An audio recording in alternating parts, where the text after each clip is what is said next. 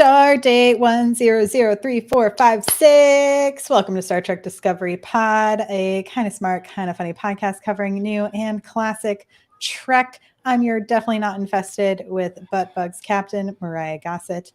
And with me on the view screen, we have. I'm Clyde Haynes, and I am definitely the Clyde Haynes and not a different personality inside of the Clyde that you all know. Well, now I'm suspicious because tonight we are covering the 5th episode of the 3rd season of Lower Decks Reflections. If you are listening to the podcast, so sorry for the delay in getting so many audio episodes up. They should all be up by now. You should be caught up. They are all in the stream. If you're watching us live, thank you so much for tuning in. You can find links to everything Star Trek Discovery podcast at startrekpod.co. And if you're loving this content and you'd like some more of it, you can join us over on patreon.com/StarTrekPod. And we hope to see you there for just $2 an episode.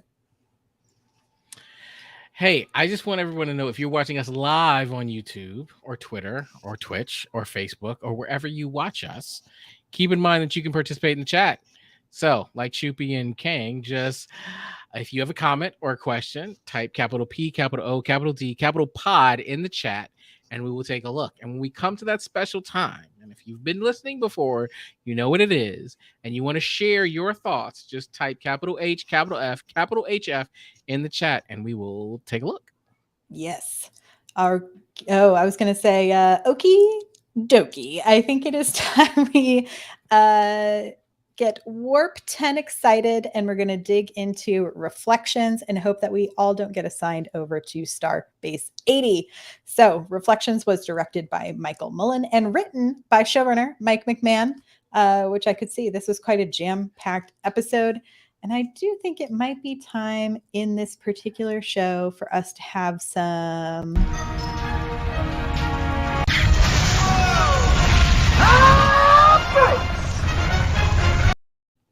It's time for some hot breaks. Yes. Clyde, what did you think of this episode?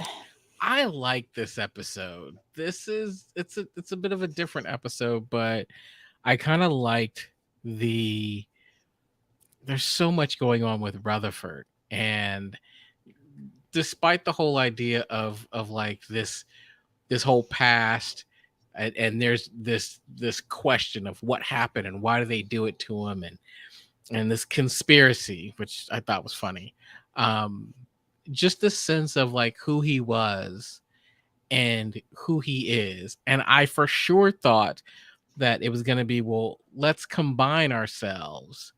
But no, the message is who he has become has been so valuable that is the real him.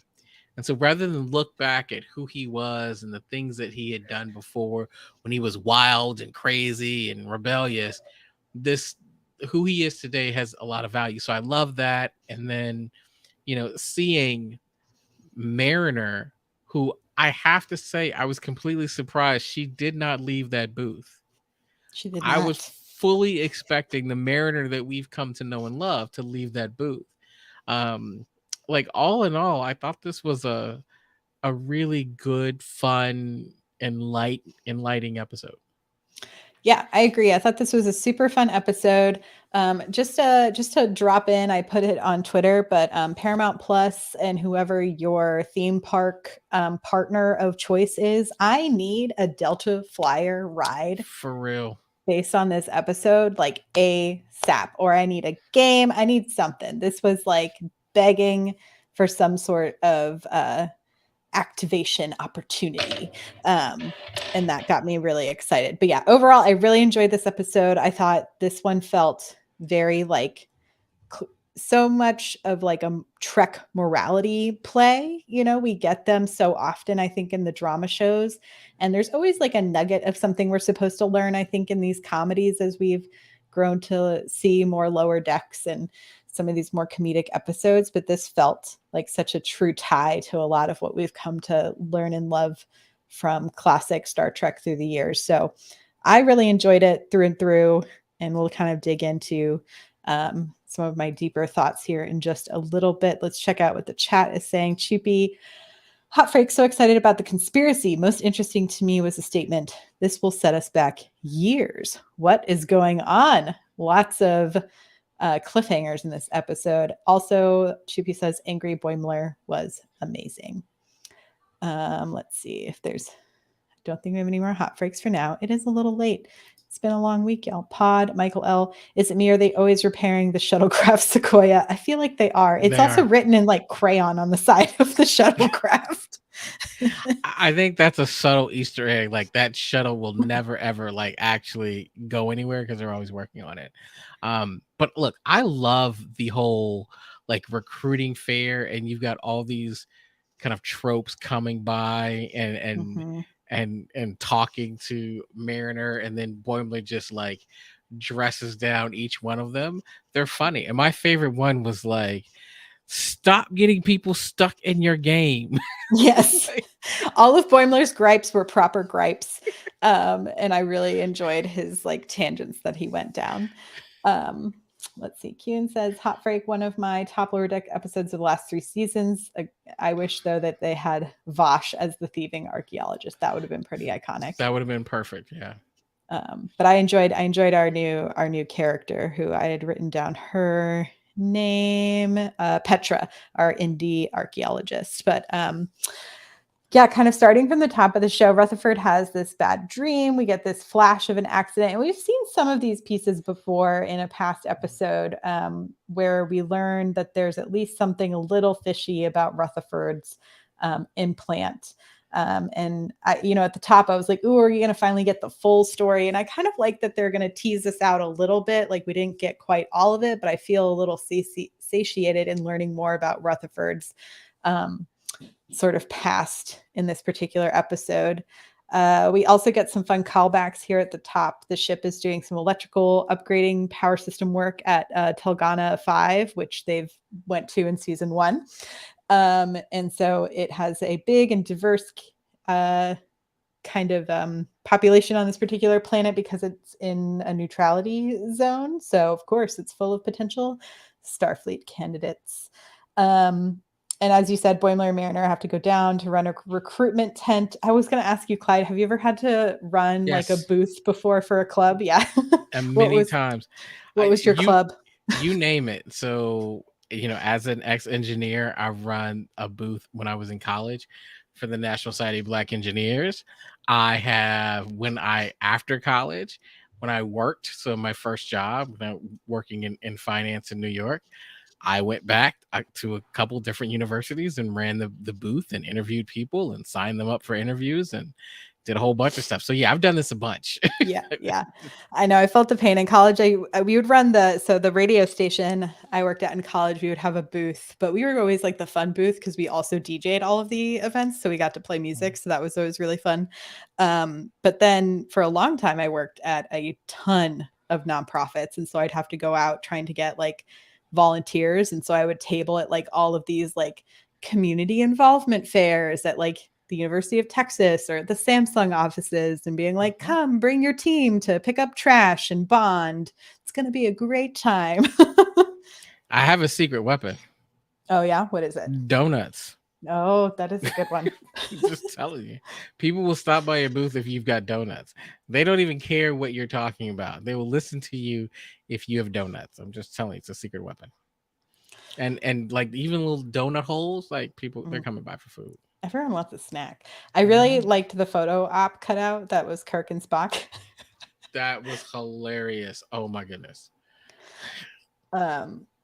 But yeah, and then back on the ship, we have Rutherford, who has Tendi clear out the cache in his implant because he's having trouble sleeping. And then we kind of get this red Rutherford, blue Rutherford. We have blue for good Rutherford and red for bad Rutherford, which I thought was interesting for many. There's the Matrix references possible. There's political references possible with that. But I'm glad that I was a little worried that we were going to get like Rutherford making just like a disaster for our bad Rutherford, making a bunch of chaos for good Rutherford to have to deal with later. I think he's definitely going to have to deal with that fallout from the Trill character that he went out on a few dates with, which that line, I know so many cosplayers who hate when people, if they cosplay as Trill, especially like femme presenting folks get like, well, how far down do your spots go? And I was like, oh my God. It is such an aggressive, like over the top line. It is so gross. And I was like, oh, you all know exactly what you're doing. This is awful. I also like that we get Shax calling Bad Rutherford Baby Bear, and Bad Rutherford's like, Baby Bear? What kind of a nickname is that? And he completely leaned into it and said it a few more times. I was like, yes. oh my goodness.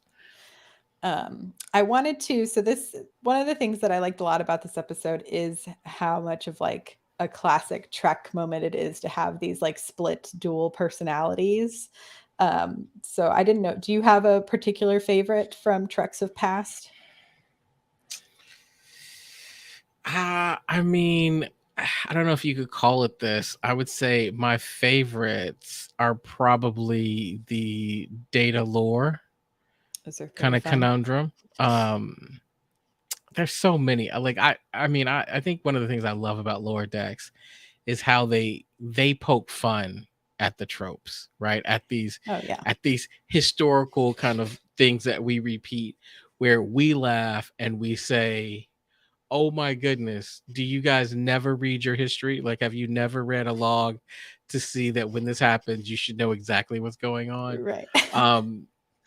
But it's just like, I looked at this, was like, oh yeah, it's to the point where you're like, oh, I know this episode. Like, I know what's about to happen here is we're going to get, it's basically a Mirrorverse episode. It's, and I thought this one was fun.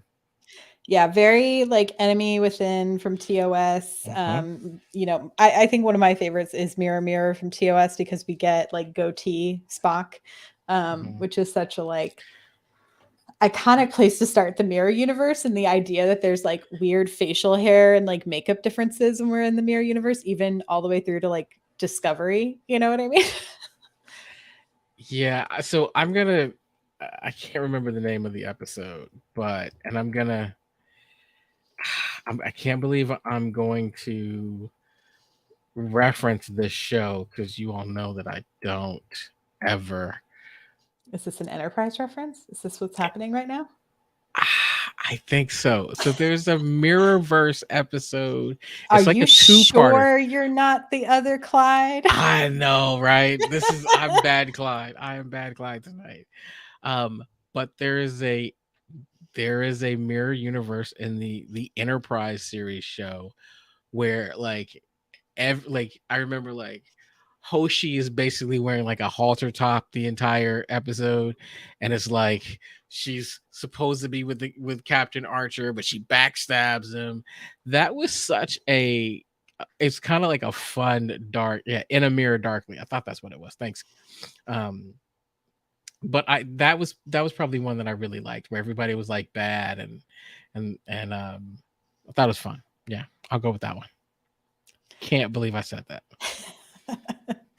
As a palate cleanser, I'm going to go to the chat for a couple of questions here. So Chibi says they are starting to reference their own show a lot, at least two this episode. There's quite a few. I have a list we'll go over at the end. Starbase 80. Oh God, no, not Starbase 80. It's a hellhole. And then the crystal hoarding people. And then we also have Rutherford calls his alter ego anaphasic alien, which is the same type of being that Dr. Crusher smashed a ghost from a candle in that weird TNG episode.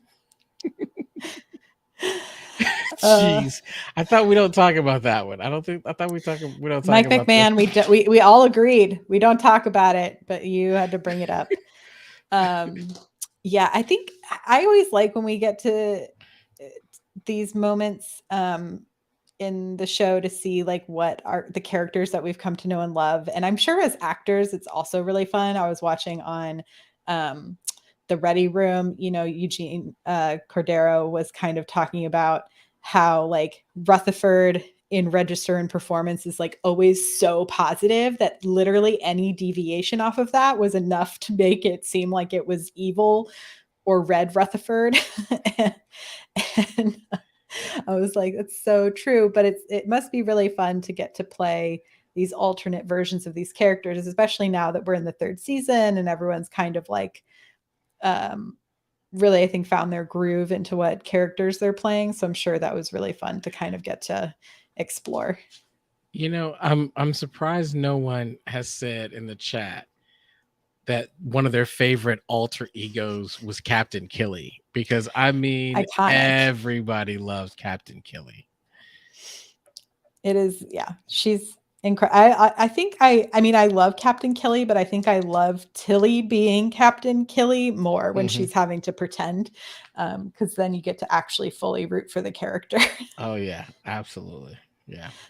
um, And down on the planet, we kind of have this fun tension rising between Mariner and Petra, our frustrated independent archaeologist, who I think manages to go through like every critique any person has ever told me about like Star Trek and Starfleet about like you're essentially a glorified navy and like Yes. you're going to get assimilated to become the Borg and you're signing up for a windowless room and like all of these moments to deter people from going in. But in fact, Petra knew exactly what she was doing because she was trying to get them to be frustrated and trying to cause a distraction so that she could go into the museum and steal an artifact to bring, I guess, reverse steal, I guess, take back for a culture, which I thought I know they obviously didn't plan it, but I feel like there's been a really big push recently in the culture to talk about like the history of museums, specifically like the British Museum and how much of their collection is stolen artifacts and all of these countries trying to get their works back. So yeah, I thought that was like kind of an interesting little moment there.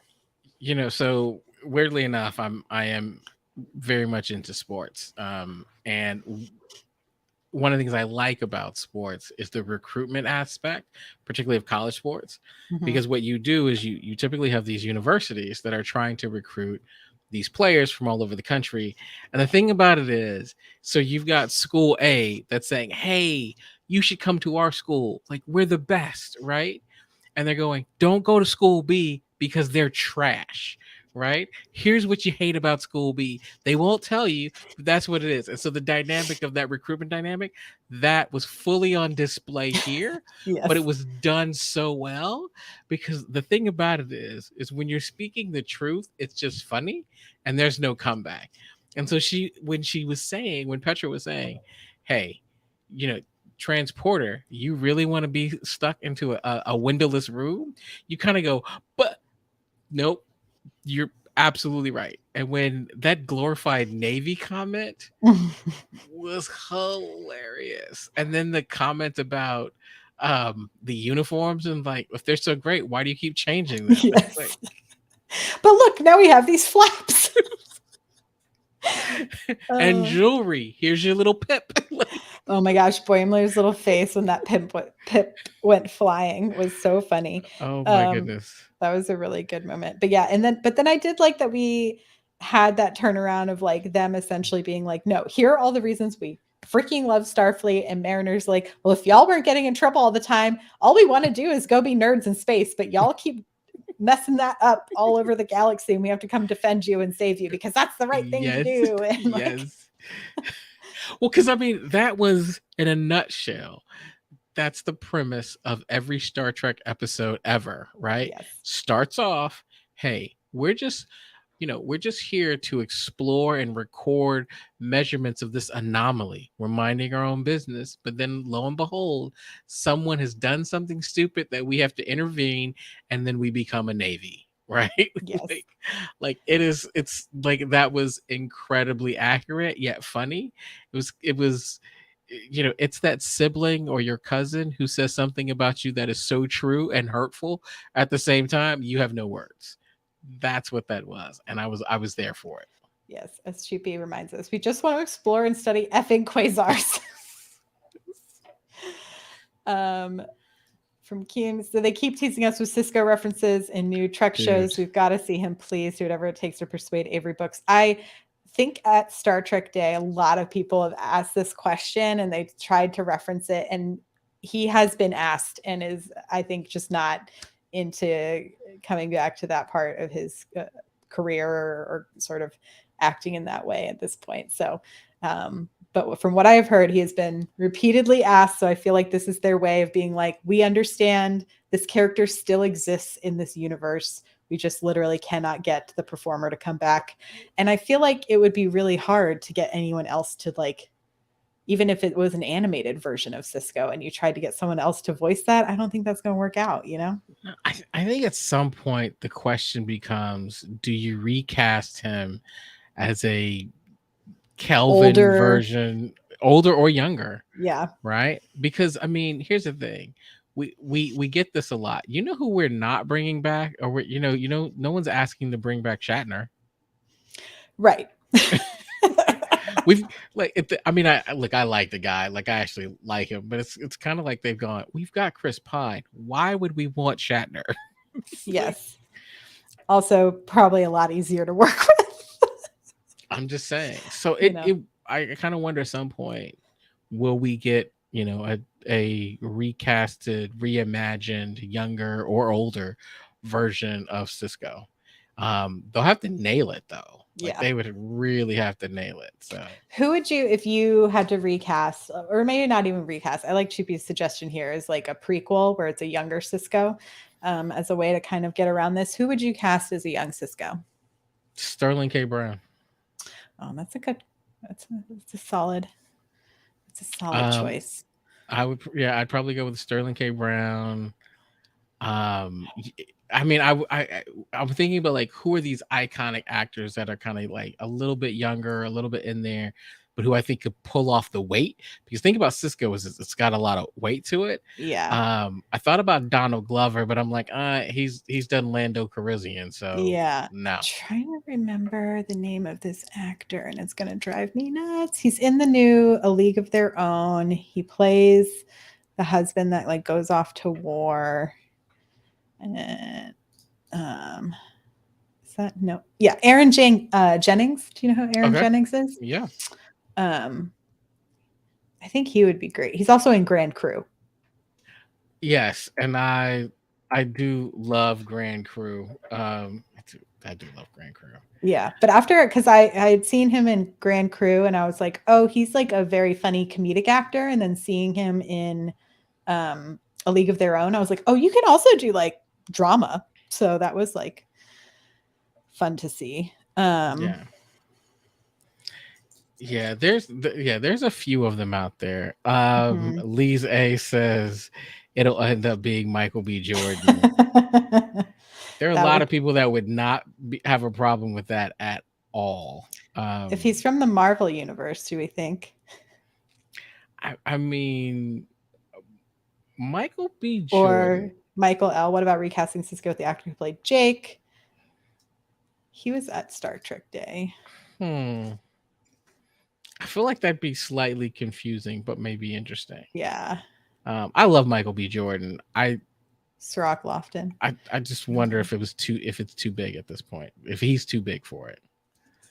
Oh yeah. I mean, that would be, because I feel like they grab a lot of these actors right before they get like really.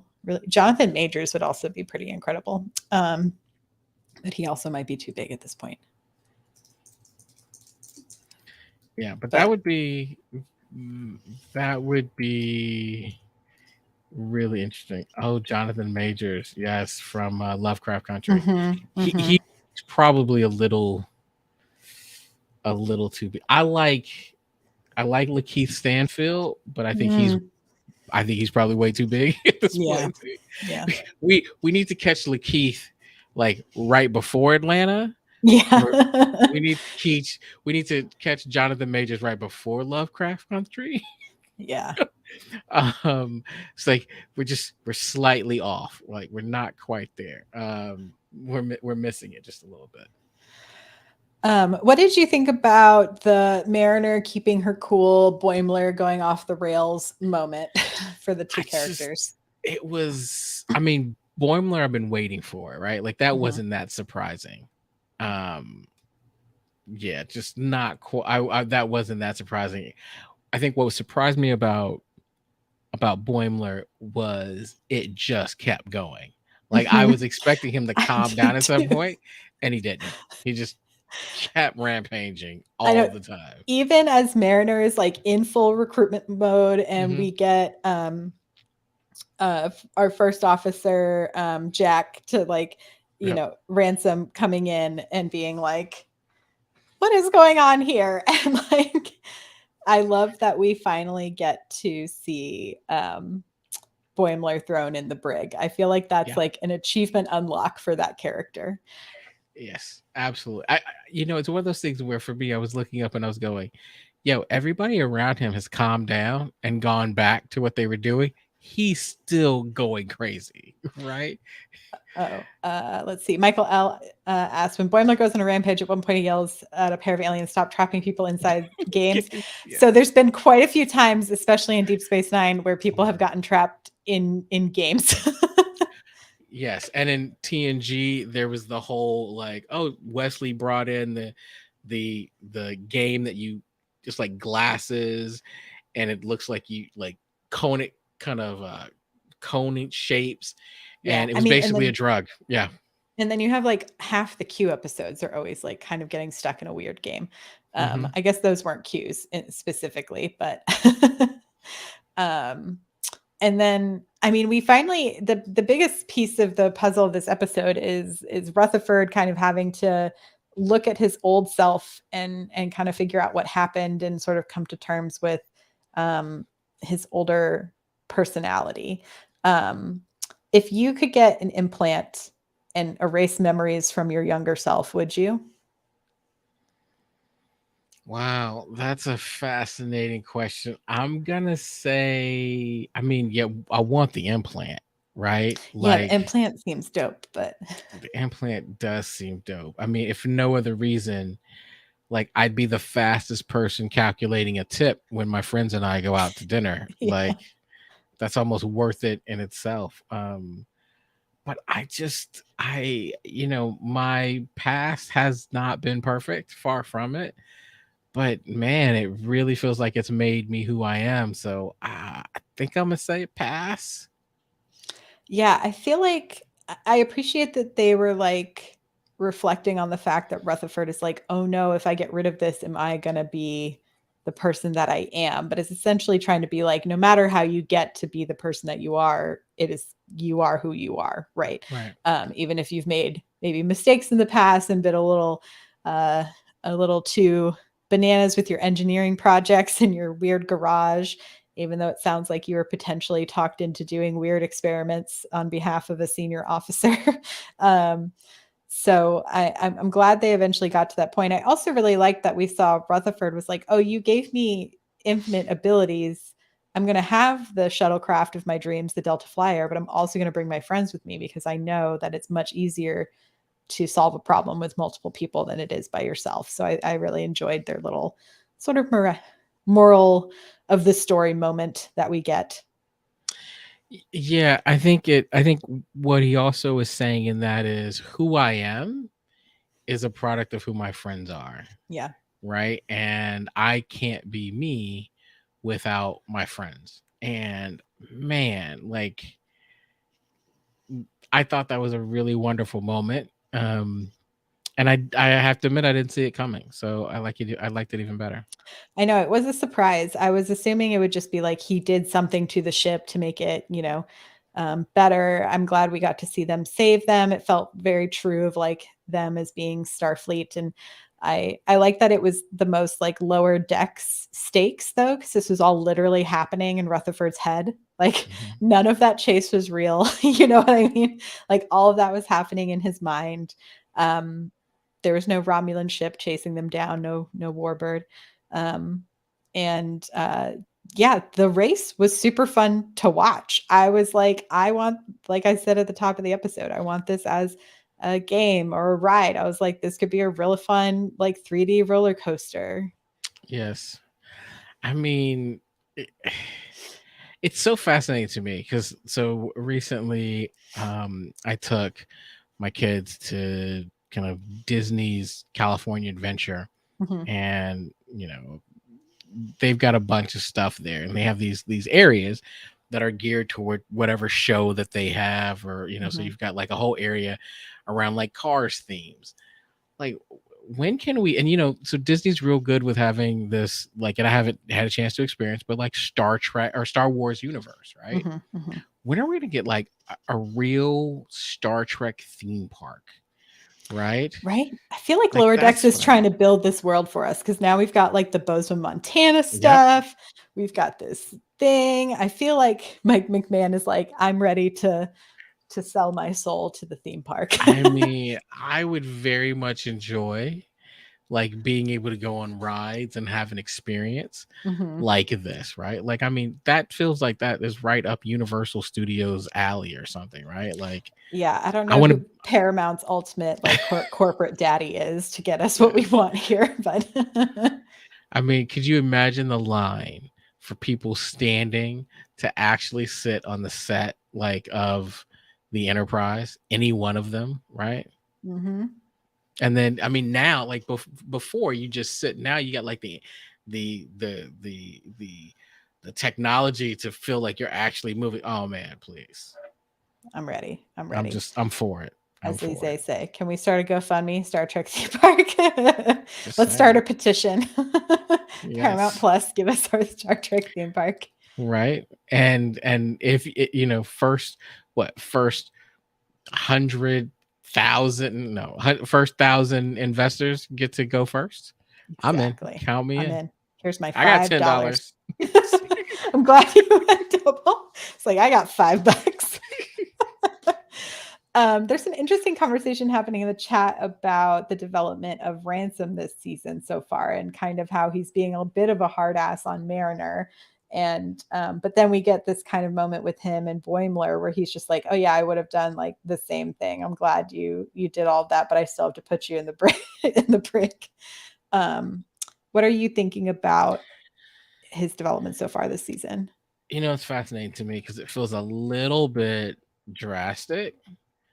Um, but here's what's amazing, and that is he's now really what I would expect a Star Trek first officer to be, Mhm.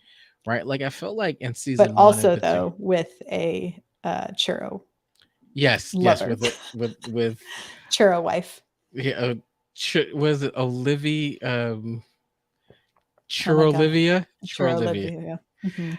Um, well, here's the thing though, like I feel like in season one he was like, he felt incompetent. He was always exercising, like he Mhm. was very vain, like he just he didn't feel like he added anything. He was just there almost for comic relief. Mhm. And now it feels like he's actually a mentor and a teacher. Like, he may seem like a hard ass, but he's really given Mariner an assignment that's built to grow her, Mhm. right? So he's saying, look, the easiest thing for you to do is to goof off, to do something else, to walk around, to not take this seriously. But your challenge is to actually do what you're supposed to do in the time that you're supposed to do it. And the result is that she actually signed up people and recruited people for Starfleet, right? Like, it feels like it's almost night and day, but like Mhm. this Ransom feels very different. What I'm trying to figure out is if I feel some tension and chemistry between Ransom and Mariner. Oh, I don't think I've been feeling that as of yet. And Tawny Newsome was the guest on the Ready Room this week, and they kind of talked about the Ransom Mariner relationship, and it, as like a coworker relationship. There didn't seem Got to it. be a lot of discussion about the romance or anything there, but Tawny did bring up like the ultimate like you've made it to my inner circle moment for Ransom would probably be getting invited to work out with him. And so I think if we eventually get there with them as characters, that's when like they've moved to like a friendship zone. Mariah, I just want to say I appreciate you, because when you first said, Tawny Newsome, I was worried that you would say, when I was talking to Tawny Newsome at the start date, and I was gonna be like, I'm out of here. Like, I'm gone. When I was talking to my new BFF, Tawny Newsome, I was texting Tawny the other day, and she was telling me don't get worried about this relationship. And I was gonna be like, you know what? I'm just out. I'll see y'all next week. But no, so I was like, okay. Well, I just wanted to let you know I I appreciate you for not rubbing it in. Thank you. Yeah, no, I wish I was that cool. I'm not that cool yet. Yet is the key word there. What else? Oh, and then our kind of little tag here at the end is Mariner is working on the sort of log for the day, and our archaeologist Petra sort of zooms in, and Mariner saves that contact. So, did you think that she was gonna save it or delete it? Were you I even? Did you like? Did you know, or were you like, I don't know, or I how? feel like I Yeah. needed her to say yes, because I was like, I need a little bit of chaos Mariner back. You Mhm. know, I'm enjoying responsible Mariner, but I need just like a little bit of chaos back. So I think I was hoping it was going to be save contact. Yeah, I was kind of wondering. I was thinking, man, like they've done a really good job, right? Like Hmm. we've got old Mariner, they've given us new Mariner, right? The stakes of her staying new Mariner are pretty high, and they've put this in a situation where as she's hovering her finger Hmm. over the pad, I'm curious as to what she's gonna do, and I could see both paths, right? Hmm. and um and I love the fact that she actually did save it because it does bring us some drama and some conflict later on. Yeah. So Yeah. And I feel like they've also potentially set up, I found Petra to be very intriguing and very that mhm. like almost manic pixie dream girl vibe, you know? And so I was like, I'm ready for Mariner to make some mistakes. Not big ones, but some mistakes. I gotta say that across whether it's Discovery, Hmm. Lower Decks, Strange New Worlds, and even Picard, they've done a really good job of bringing in characters that are fascinating, and we're going, I want more of that character, right? And I think Petra is one of those where I'm Hmm. going, hey, I want more, right? Like give me some more of this. And so I'm really excited about what's happening in the Star Trek universe right now. Yeah, I agree. I feel like my camera is glitching out, but is my audio still in sync? You're perfect. You Okay, sound great. great. Choopy asked a really good question, right? Didn't we? Whatever happened to Talin? Oh, that's a good question. Yeah, like weren't we gonna get like there's this whole drama piece of the Yeah, Romulans and Talin and the Vulcan thing. yeah. Dang. I don't know. Maybe it'll come back around. That'll be Mm. interesting. Uh-oh. My Oh, darn camera. I will just change my camera. we can hear you. That's So we good. can't see you, but we can hear you. Now everyone's treated to a whole lot of my bald head, so enjoy. Uh no, so I mean I think that was a great ending to the show. Like I really did enjoy this episode from beginning to end. Was there anything that you thought it was missing or that you needed more of, Mariah? Oh, that's a good question. I was going to try to refresh my page to see if I can get my camera to come back. Okay. And I will ponder if there's anything else. I do have some fun Easter eggs if you want to go through that list if you run out of things while I refresh my page. Sure. Yeah. And Michael L says, would love to see some follow up with the other lower deckers from the other species. Yeah, Michael, I completely agree with you. We're honing in very much on our key lower deckers. I'm curious. I too am curious about some of the others. Okay. So yeah, great one. I had to Ah, my ah, yeah, camera. Now I'm like a ghost. I don't know what to do. Okay, I'm gonna turn it. There we go. I look like a normal human being. yeah. Okay. Okay. Sorry, guys. Um, All right. You what want did to you I want to talk about some Easter eggs? Yeah, so Petra, when they're going through her file, it says that she was assigned to the USS Victory, which is mentioned in TNG and Deep Space Nine as serving in the Dominion War. So I think that's why Mariner was so like impressed. Hmm. Um, we also see young slash evil Rutherford named the space racing ship Sampa Gui Sampaguita. I think that's it, Sampaguita, which Yes. is a flower found in the Philippines. And Eugene Cordero is Filipino American. So I thought that was a fun little Easter egg there. Boimler, in his tirade, mentions that he has failed the Kobayashi Maru 17 times, which is amazing. And then when Boimler is in the brig, he writes Boimler's guest house and puts a little check next to it. And there's graffiti next to that says Mariners HQ, which has 4 check marks. So I thought that was a cute little moment there. And then my other favorite thing that Boimler yelled during his tirade was, the doctor didn't spend 7 years in the Delta Quadrant for you F's to question his agency. He's got rights. Got rights. That was hilarious. That's pretty Shout good. out to Anthony Pascal at Trek Movie, who had a lot of these Easter eggs written out, which was helpful for me to double check that I was correct on a few things. So, Mariah, I mentioned to you earlier that I've been playing Star Trek Bridge Crew. Mm-hmm. I have failed the Kobayashi Maru 4 times now. I've enjoyed you got to get up to that Boimler 17. I don't know. That's a lot. That is a whole lot. This is a good joke from the UX Trek. If Rutherford breaks the warp barrier in his subconscious, does that mean he has little lizard babies that hatched in his mind? That is the consequence of using the Delta Flyer. Yes. That is what happens. Know your ships. Yeah, I like this episode a lot. I'm excited for what it's teeing up. They couldn't even show a preview for next week's episode during the Ready Room this week because they said there were so many Easter eggs and spoilers for next week in any clip they could show. So they literally just showed a still of what looked like them walking through a space station. So I'm excited because that probably means it's going to be a jam-packed and action-filled episode as we are zooming to the back half of this season.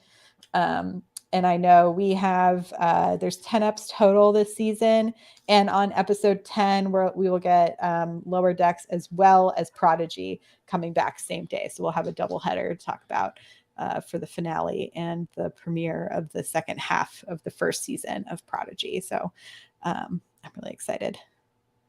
Great. This is I'm enjoying this season quite a bit, actually. Yeah. I think it's been great. Anything else, Clyde? No, I think I'm good. I can't wait till next week. I'm trying not to go crazy with. I think I've got a couple kind of screeners left that I'm trying not to. I'm actually trying not to jump ahead like I did last time. So, but you got me really intrigued. I know. I'm excited for next week. I might have to watch it tonight, perhaps. I was thinking the same thing. Thank you so much, everyone, for joining the podcast this week. We so appreciate you. Remember, you can find us live every week on YouTube on Thursdays, talking Trek. And of course, we'll continue our coverage of Lower Decks. And in a couple of weeks, we will start on Prodigy. You can subscribe, rate, and review on Apple Podcasts, and you can find links to everything at StarTrekPod.co, including to our Patreon. That is patreon.com/StarTrekPod. Clyde, where else can listeners find us on the internet? Check us out on Twitter and head us out at, I think you just said it, StarTrekPod.co. Shout out to Karen, who helps run our Twitter. Thank you, Karen. We appreciate you. Thank you all so much for joining us for this week's episode of Star Trek Discovery Pod.